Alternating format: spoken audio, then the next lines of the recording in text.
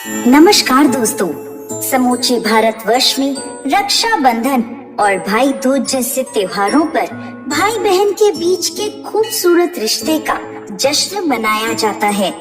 लेकिन इन सब से अलग एक और खूबसूरत मैथिली त्योहार है जिसे सामा चकेवा के नाम से जाना जाता है।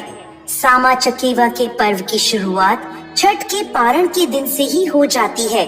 सभी बहनें अपने अपने घर में इस दिन सामा चकेवा बनाना शुरू कर देती हैं। जो भी इस दिन नहीं बना पाती वो देव उठनी एकादशी के दिन बनाती हैं, जिसमें सामा चकेवा, वृंदावन, चुगला, सात भैया, पेटी, पेटार आदि मिट्टी से बनाए जाते हैं। उस दिन से नियमित रात्रि के समय सभी बहनें आंगन में बैठकर खूब सामा चकेवा खेलती हैं और नियमित गीत गाती हैं, जिसमें भगवती गीत, ब्राह्मण गीत और अंत में बेटी विदाई का समदाउन गीत होता है। यह सिलसिला कार्तिक पूर्णिमा के दिन तक चलता है।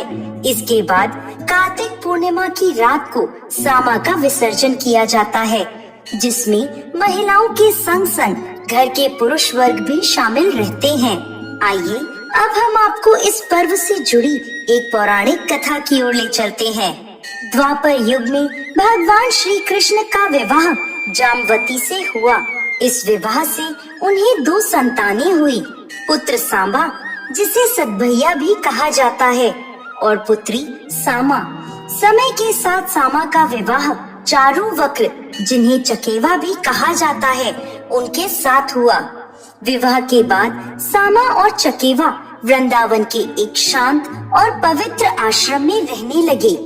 एक दिन सामा का भाई सांबा और उसके पति चारुवक्र यात्रा पे निकले। इस दौरान सामा ने कुछ समय ऋषियों के साथ आश्रम में बिताया और अगली सुबह वह आश्रम से लौट आई। लेकिन तभी चुगला ने सामा को आश्रम से लौटते हुए देख लिया।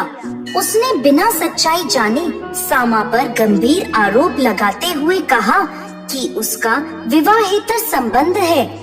चुगला ने यह झूठ भगवान कृष्ण तक पहुंचा दिया। अपनी पुत्री पर इस तरह के गंभीर आरोप सुनकर भगवान कृष्ण बहुत क्रोधित हुए और उन्होंने सामा को पक्षी बन जाने का श्राप दे दिया। जब सामा के पति चारुवक्र यात्रा से लौटे और उन्हें यह अन्याय के बारे में पता चला तो वह गहरे दुख में डूब गए। अपनी पत्नी सामा के प्रति प्रेम और समर्पण देखते हुए उन्होंने भी पक्षी बनने की प्रार्थना की ताकि वे सामा के साथ रह सकें। सामा का भाई चकेवा अपनी बहन को इस रूप में देखकर बहुत दुखी हुआ और उसने संकल्प लेकर कठोर तपस्या कर भोलेनाथ को प्रसन्न किया और सामा को श्राप से मुक्ति दिला दी। यह कहानी सामा चकेवा त्योहार का केंद्र है और भाई बहन के प्रेम, त्याग और बंधन की मजबूती का प्रतीक है।